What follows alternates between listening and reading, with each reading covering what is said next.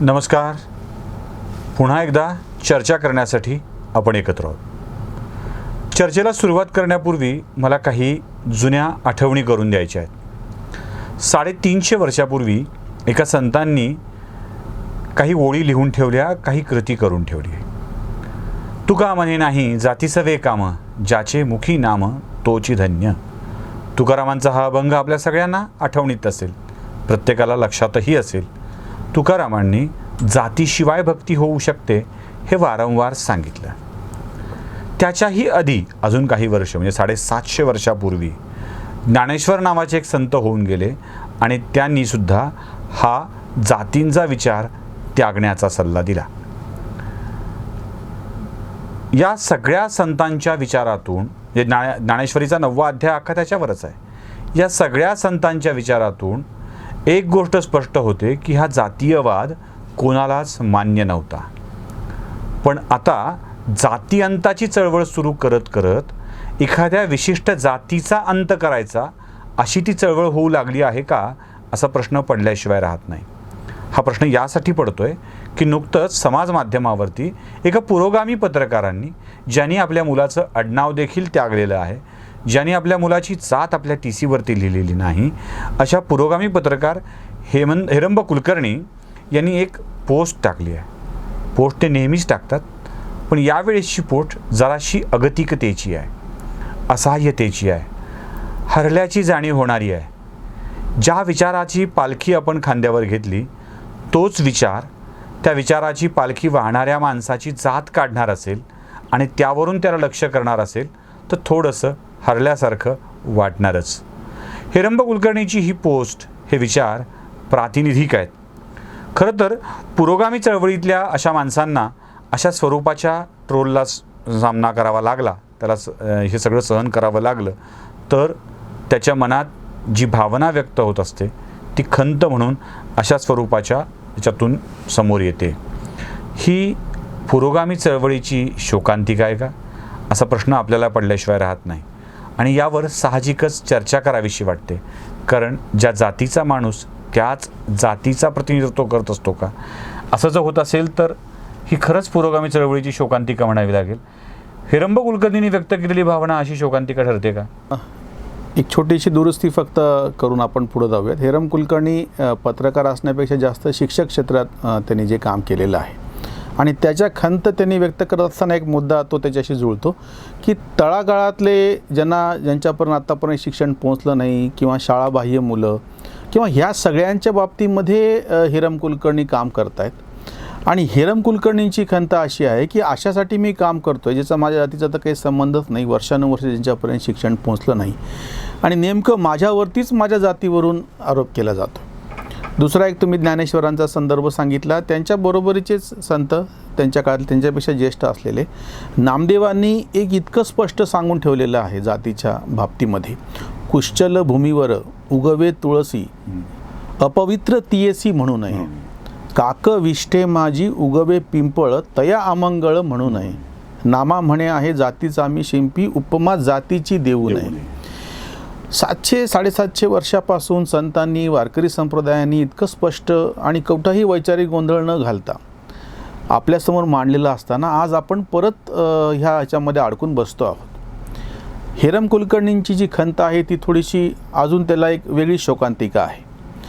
आपल्याकडे जाती अंताचा लढा सुरू झाला, वेगवेगळ्या संप्रदायांनी पण हा प्रयत्न केला मनपूर्वक. लिंगायत संप्रदाय म्हणजे हा अख्खाच्या अख्खा हा पूर्ण जाती निर्मूलनासाठी तयार झाला आणि आंतरजातीय पहिला विवाहच ब्राह्मण आणि दलित असा करण्यात आला आणि त्यावरून जणकंदन माजलं आणि त्या सगळ्यांची हत्या करण्यात आली. म्हणजे आपल्याकडे ही एक मोठी परंपरा असताना अशा पुरोगामी चळवळीत काम करणाऱ्या कार्यकर्त्यावरतीच आरोप केला जातो आहे. ही त्यांच्या जी पहिली खंत आहे त्याची आपण चर्चा करतो आहोत. दुसरा एक मुद्दा असा आहे की तुम्ही काही एक शिक्के मारून ठेवता आणि नंतर मग पुढे अडचण येते. आता ही जी सुरुवात कशी होते, म्हणजे मी जास्त जुन्या काळामध्ये जात नाही, अगदी आधुनिक काळामध्ये लोकहितवादींनी सगळ्यात जास्त सनातनी धर्म, ब्राह्मणी वर्चस्व, वर्णवर्चस्ववाद, मनुस्मृती या सगळ्यांच्या विरोधात लिहिलं, स्वतः जातीने ब्राह्मण असताना सुद्धा. पण लोकहितवादींचं नाव आपण घेत नाही. फुले, शाहू, आंबेडकरचा महाराष्ट्र असं म्हणत असताना त्याच्यामध्ये आपण लोकहितवादी किंवा आगरकर ह्यासारख्यांच्या ब्राह्मणांची नावं का घेत नाही? कारण की परत एकदा म्हणजे पुरोगामी चळवळीच्याही मनामध्ये असं आहे का की जो जन्मानं ब्राह्मण आहे ना त्याच्यावरती आता जुन्या सगळ्या काळाचा सोड म्हणून त्याला पूर्णपणे बाजूलाच ठेवायचं. ह्याची एक प्रतिक्रिया उलटी अशी उमटते आहे की जाणीवपूर्वक की ज्याच्यामुळं हिरम कुलकर्णी ट्रोल झाले किंवा बामसेफचे वामन मेश्राम इतक्या गलिच्छ पातळीवरती एका मोठ्या सामाजिक संघटनेचे ते प्रमुख आहेत म्हणून, अन्यथा त्यांची दखल आपण घेतली नसती. ते जाणीवपूर्वक असं सांगतात की जो जन्माने ब्राह्मण आहे तो आम्हाला कोणीच नको, कितीही चांगला असला तरी. दुसरी एक घटना आत्ताच घडली एका वृत्तपत्रामध्ये की त्यांनी राजन खान या मोठ्या कादंबरीकाराची जी एक त्यांचा कादंबरीचा एक भाग जो ब्राह्मणांच्या विरोधामध्ये होता तो छापला गेला आणि त्याच्यावरून प्रचंड प्रमाणामध्ये रोष उत्पन्न झाला. हे सगळं का चालू आहे तर जसं तुम्ही जाती अंताची लढाई, परिवर्तनाची लढाई, सगळं पुरोगामी चळवळ असं म्हणत असताना त्याच्या नेमकं उलट जाणीवपूर्वक ठरवून जसं एकेकाळी दलितांवरती अन्याय झाला जन्मामुळे, त्यांचा दोष नसताना, ह्याच्या नेमकं उलट आता जन्मामुळे एखादा ब्राह्मण आहे, उच्चवर्णीय आहे म्हणून आता आम्हाला त्याचा अपमान करणार आहोत. तो जातीवादी तर सोडूनच द्या, पण तो आपल्याबरोबर जरी असला पुरोगामी चळवळीतला तरी पण आम्ही त्याचा अन्याय करणार आहोत. ही एक वेगळीच विकृती किंवा वेगळीच अडचण आता समोर येते. आता जे साने गुरुजींचा मुद्दा याच्यामध्ये पुढे आला, तुम्हाला आश्चर्य वाटेल, साने गुरुजी तर जुनी गोष्ट झाली आणि मीम साधी गोष्ट झाली. आत्ता 2018 म्हणजे 19च्या निवडणुकीच्या आधी आपल्याच मराठवाड्यामध्ये कन्हैया कुमार यांच्या सभा परभणी जिल्ह्यामध्ये जेव्हा लावल्या होत्या तेव्हा बामसेफ आणि इतर कार्यकर्त्यांनी काय प्रचार केला तुम्हाला माहिती आहे की हा ब्राह्मण आहे, हा आम्हाला नको आहे पुरोगामी असला तरी. आता ही किती शोकांतिका आहे की कन्हैया कुमारला सुद्धा जातीवरून त्याची जी भूमिहार जात आहे ती एक ब्राह्मणांचीच पोटजात बिहारमध्ये समजल्या जाते किंवा उच्चवर्णीयाची समजल्या जाते. हे का करावं वाटलं, हे का काढावं वाटलं? ही जी अडचण आहे, ही जी मानसिकता आहे विचित्र अशी. इतकंच नाही, रोहित वेमुलाचं प्रकरण पण मी तुम्हाला या संदर्भात सांगतो आणि मग आपण साने गुरुजींवरती येऊत. रोहित वेमुलाचा आरोप काय माहिती आहे की कम्युनिस्ट पार्टीच्या पॉलिट ब्युरोमध्ये ब्राह्मणच फक्त आहेत किंवा उच्चवर्णीय आहेत, दलित नाहीत. CPIM याच्या पॉलिट ब्युरोमध्ये, आणि ही त्याची खंत होती. इतकंच नाही तर कन्हैया कुमारच्या नंतर जी JNUमध्ये विद्यार्थी संसदेची निवडणूक झाली त्याच्यामध्ये बिरसा फुले आंबेडकर JNU की धरती पर अशी घोषणा देऊन ही जी बापसा नावाची एक दुसरी संघटना तयार झाली. त्यांचा आरोप असा होता, म्हणजे पुरोगामी चळवळीतले मी शोकांतिका सांगतो की हे जे पुरोगामी किंवा डावे आहेत यांचे जे नेते आहेत ते परत उच्चवर्णीयच आहेत. त्याच्यानंतर जो मनोज कुमार पांडे का काहीतरी नाव होतं जो निवडून आला परत अध्यक्ष म्हणून, हा पण उच्चवर्णीय आहे. म्हणजे पुरोगामी चळवळीतला नेता कुठल्या जातीचा आहे ही जात उकरून त्याच्यावरती त्या पद्धतीनं आरोप करण्यात येतो. किंवा कम्युनिस्ट पार्टी ऑफ इंडिया मार्क्सवादी यांचे नेते हे कसे ब्राह्मणच आहेत, नंबूद्रीपादपासून की आत्ता येचुरीपर्यंत, करातपर्यंत सगळी गोष्ट. म्हणजे सगळ्यात आपलं शोकांतिका अशी की चळवळ पुरोगामी म्हणा, प्रतिगामी म्हणा, काही म्हणा, आम्ही जात सोडायला तयार नाही. दुसरा जो गंभीर मुद्दा आपण ह्या निमित्ताने येतो आणि आता जो साने गुरुजींच्या निमित्तानं पुढे आलेला आहे. साने गुरुजींनी आयुष्य पुरोगामी चळवळीत घालवलं. विठ्ठलाच्या मंदिराला म्हणजे ते मंदिर खुलं करण्यासाठी दलितांसाठी हे केलं. सावरकरांनी सुद्धा पतित पावन मंदिर रत्नागिरीला स्थापन करून त्याच्यामध्ये सगळ्यांना कसा प्रवेश असावा असे मुद्दे समोर आणले. असं असताना, हे माहीत असतानाही त्याची जात काढून आता ही हानी कोणाची होती हे लक्षात घ्या. पुरोगामी चळवळ जेव्हा त्यांच्याबरोबर काम करणाऱ्या सवर्ण प्रामाणिक कार्यकर्त्यांची सुद्धा जेव्हा जात काढतात तेव्हा ही मुळात पुरोगामी चळवळीची हानी आहे. की जर तुम्ही तुमच्याबरोबर असलेल्या अशा लोकांनी जे तुमच्याबरोबर येऊ इच्छित आहेत, काम करू इच्छित आहेत, स्वतःची जात आणि स्वतःच्या वर्णाचा अभिमान बाजूला ठेवून, आणि त्यांना जर तुम्ही अशा पद्धतीनं ट्रोल करणार असेल, जी आगतिकता हिरम कुलकर्णींनी दिली. म्हणजे झालं काय प्रकरण की श्यामच्या आई, म्हणजे श्यामच्या आई ही जी कादंबरी आहे त्याच्यामध्ये श्याम आणि आई यांच्यावरच्या संवादामध्ये गंमत किंवा ट्रोल करणे किंवा ते मांस घालणे, म्हणजे दारूचा वास येऊ नये अशा पद्धतीनं ही खंत वाटली त्यांना हिरम कुलकर्णींना की बाबा तुम्ही अशा पद्धतीनं कशासाठी त्यांचं अवमूल्यन करत आहात किंवा त्यांची अवहेलना, हेटाळणी करत आहात. म्हणजे हा मुद्दा लक्षात घ्या. पुरोगामी चळवळीसुद्धा जो जन्मानं तिथं आलेला आहे त्याची जात जर तुम्ही विसरणार नसाल तर ही पुरोगामी चळवळच ठरत नाही. आणि ह्याचाच एक दुसरा छोटासा भाग म्हणजे उलटा असा पण ठरतो की जेव्हा तुम्ही ज्याला सो कॉल्ड प्रतिगामी म्हणता, RSS, भाजप यांच्यामध्ये सुद्धा जे बहुजन आहेत, आता मी उलटं म्हणतो की जेव्हा असा प्रश्न विचारला गेला की कम्युनिस्टांचे नेते हे दलित आहेत, मग तुम्ही इकडे उलटं की जेव्हा भाजपनी राष्ट्रपती दलित करून दाखवला, पंतप्रधान OBC करून दाखवला, उपराष्ट्रपती बहुजन समाजापैकी आहे, असं म्हणजे सभापती लोकसभेचा OBC पैकी आहे, असं असतानाही तुम्ही त्यांच्यावरती परत आरोप का करता? तेव्हा काय म्हणलं गेलं की मग फक्त जरी हे धड जरी हे असले तर त्यांच्यावरचा मेंदू मात्र तो रेशीम बागेतून चालतो, तोच चालवतो. म्हणजे ही काय अडचण आहे की समजा जातीनं असेल तर त्याची जातच ती आहे म्हणून आरोप करायचा, जातीनं नसेल म्हणजे समजा आताचे राष्ट्रपती, पंतप्रधान, उपराष्ट्रपती, सभापती हे जातीनं कोणी सवर्ण नसताना सुद्धा मग ते परत तुमच्या मागचं म्हणजे तुम्हाला जो मेंदू आहे त्याच्या मागचा विचार करणारा किंवा तुम्हाला एखाद्या कुठल्या तरी अशा कठपुतलीसारखे तुम्ही आहात आणि तिकडून तुमचे सगळे सूत्र हलतायत. याच्यातून अडचण काय होती माहिती आहे का प्रत्यक्ष पुरोगामी चळवळीची, की तुम्ही जर हे विसरायला तयार नसाल जात आणि त्याच्या संदर्भातलं आणि जन्माने येणारे म्हणजे मूळ भांडण कुठं झालं होतं की मी जन्माला जेव्हा येतो तेव्हा ती जात काय मला लागती ह्याच्यामध्ये माझं कर्तृत्व काहीच नाही. म्हणजे कर्णाचा जो महाभारतातलं जे ते वाक्य आहे प्रसिद्ध असं, तर दैवायत्तम कुले जन्मा मदायत्तम तू पौरुषम, मला जन्म हा माझ्या दैवाप्रमाणे भेटणार आहे पण माझं पौरुषत्व खरं कर्तृत्व काय तर माझ्या मनगटात आहे. आणि आपण जर तेच नेमकं मानणार नसूत म्हणजे ही सगळ्यात पहिलं मोठं आव्हान आता पुरोगामी चळवळीतच समोर आलेलं आहे की तुम्ही जन्मानं जी जात भेटते तिच्याबद्दल कळत नकळत प्रत्यक्ष अप्रत्यक्षरित्या अशा आढी जर डोक्यात ठेवणार असाल तर ही पुरोगामी चळवळीची मोठी शोकांतिका आहे आणि हा एक फार मोठा धोका प्रत्यक्ष पुरोगामी चळवळीलाच निर्माण झालेला आहे. यामध्ये आणखी एक आहे, आरिफ खान मोहम्मद यांनी एक मुलाखत दिली होती एका महिला पत्रकाराला, अरफा खानला, आणि त्यावेळी ती म्हणाली होती की मुस्लिम खासदार संसदेमध्ये गेले म्हणून काय झालं, ते थोडंच मुस्लिम समाजाचं प्रतिनिधित्व करतायत, त्यांच्यात ते प्रतिनिधी होतात का असा प्रश्न त्याने विचारलेला होता. असा कोणी जातीचा माणूस गेला म्हणजे तसं होतं का की त्या जातीचा तो प्रतिनिधित्व करतोय, ती जातच त्याची असते? नाही, फारच एकदमच मूलगामी मुद्दा आता आला की आता खरे पुरोगामी विचार आपण करायला लागलो. आरिफ मोहम्मद खान यांचा प्रश्न थोडासा उलटा होता. त्यांचं म्हणणं असं होतं की आता त्या अरफा खानम शेरवानीनं असं विचारलं होतं की सध्या संसदेमध्ये मुस्लिमांची संख्या फार कमी आहे, मग मुस्लिमांचं प्रतिनिधित्व कसं होणार. त्याला आक्षेप असा घेतलेला होता आरिफ मोहम्मद खान यांनी की काय म्हणून मुसलमानच मुसलमानाचं प्रतिनिधित्व करतो, काय म्हणून हिंदू. आता आपण हा जातीचा प्रश्न आहे की एखादा दलित निवडून दिला म्हणजे तो दलितांचे प्रश्न सोडवतो का. इतकंच नाही, वंचित बहुजन आघाडीनं तर इतकं टोकाला हे नेलं होतं की जेव्हा SC ST हे जी जागा रिझर्व आहेत राखीव सध्या लोकसभेमध्ये, मग समजा भाजप किंवा काँग्रेस किंवा इतर पक्षांकडून जो SC ST उमेदवार निवडून गेलेला आहे तो SC ST नाही आहे का.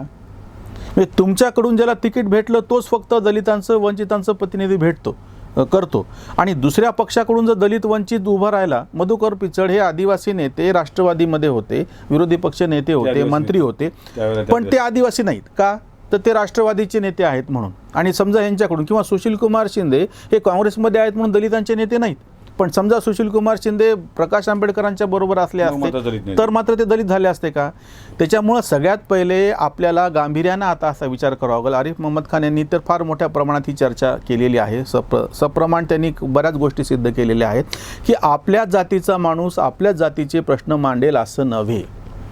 SC STसाठी जागा देण्यामागचं एक कारण थोडंसं वेगळं होतं की वर्षानुवर्ष हजारो वर्षे त्यांना प्रतिनिधित्व भेटलेलं नाही आहे म्हणून त्याचं प्रतीक म्हणून ते देण्यात आलेलं होतं. पण त्याचा चूक अर्थ मंडल कमिशन नंतर सगळ्या जातींनी असं काढलं की मी आणि माझी जात माझ्या जातीचं प्रतिनिधित्व करतो. त्याच्यामुळे ज्याच्या पायावरती हे सगळं उभारलेलं आहे तेच आता आपल्याला मोडीत काढायची वेळ आलेली आहे. नवीन आधुनिक तंत्रज्ञान युगामध्ये आता आपल्याच जातीचा माणूस आपल्याच जातीच्या समस्या मांडेल याची शक्यता नाही. या समस्या मांडण्याची आणि सोडून घेण्याचे वेगवेगळे माध्यम आता उपलब्ध आहेत आणि ह्याचाच कायमस्वरूपी विचार न करता फक्त उपेक्षित घटकांपुरता आपण का म्हणलेलो होतो, तर वर्षानुवर्ष त्यांची परिस्थिती तशी होती म्हणून त्या तुलनेमध्ये इतरांची मात्र परिस्थिती तशी नाही आहे. त्यामुळे आपण आता या निमित्ताने आरिफ मोहम्मद खाननी त्या सांगितल्याप्रमाणे आणि SC STला बाजूला ठेवून, मी ह्यासाठी त्यांना बाजूला ठेवून म्हणतो की अजूनही त्या समाजाची परिस्थिती फारशी चांगली नाही आहे. SC ST NT DNT tribes म्हणजे जाती आणि जमाती यांना बाजूला ठेवून इतर मागासवर्गीयांना पण त्याच्यामध्ये मी घेत नाही. म्हणून आता त्यांना बाजूला ठेवून सगळ्यांनी हा गांभीर्याने विचार करावा. हे फक्त राजकीय नाही आहे.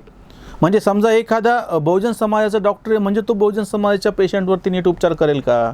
असं नाही, डॉक्टर असतो. बहुजन समाजाचा शिक्षक आहे म्हणजे तो बहुजन समाजाला अगदी साहित्यात तुम्ही मगाशी म्हटल्याप्रमाणे ग्रेसचं उदाहरण आहे. हो, ग्रेसला दलित साहित्यिक म्हणायचं की नाही हा मोठा प्रश्न नाही ही चर्चा झाली होती ना की बाबा दलित साहित्यच कोणाला म्हणायचं साहित्यिक? जन्माने म्हणून म्हणायचं का तो दलितांबद्दल लिहितो म्हणून म्हणायचं? त्याच्यावरती जर गोंधळ कसा निर्माण झाला की चांगले मोठे एखादे चित्रकार संगीतकार हे दलित असतील तर त्यांच्या त्या कलेला दलित कला म्हणायचं का?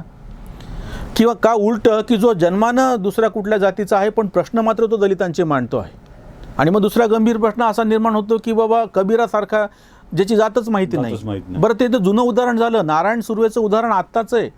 हा अक्षरशः रस्त्यावरती उकड्यावर सापडलेलं हे मूल याला जात कुठली लावायची?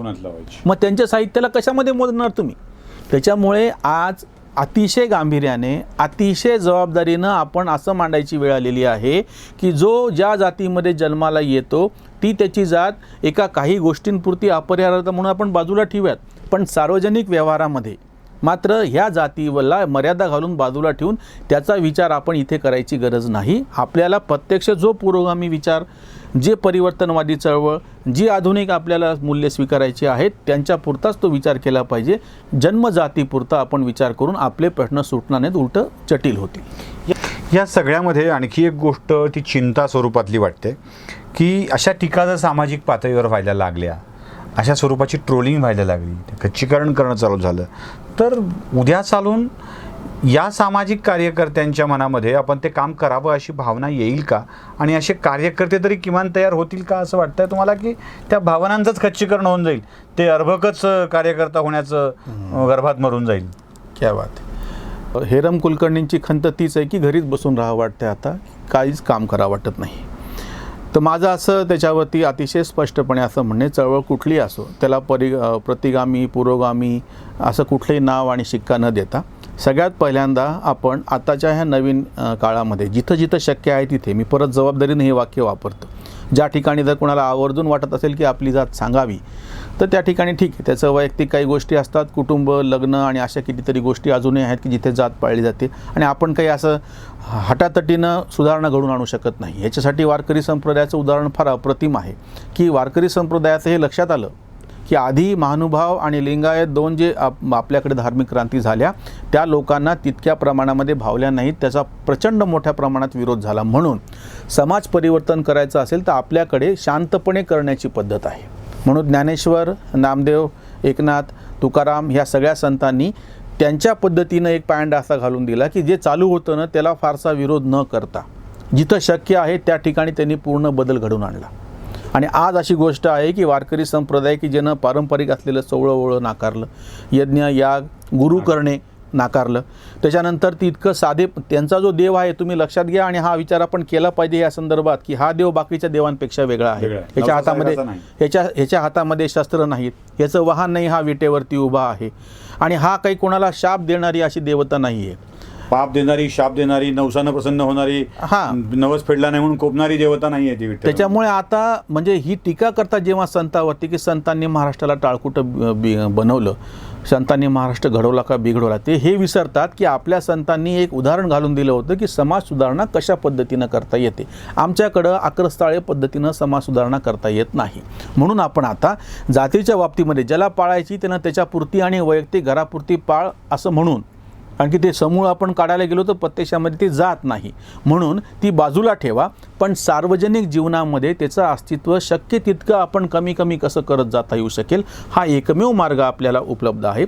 दुसरी महत्त्वाची गोष्ट म्हणजे पुरोगामी चळवळीनं ज्या 1990 नंतरच्या जागतिकीकरणाला शिव्या घातल्या होत्या त्यांनी अपरिहार्यपणे आता हे मान्य केलेलं आहे की नवीन ह्या आर्थिक जग तुम्ही किती दुष्ट म्हणत असला तरी ते जाती आधारित नाही.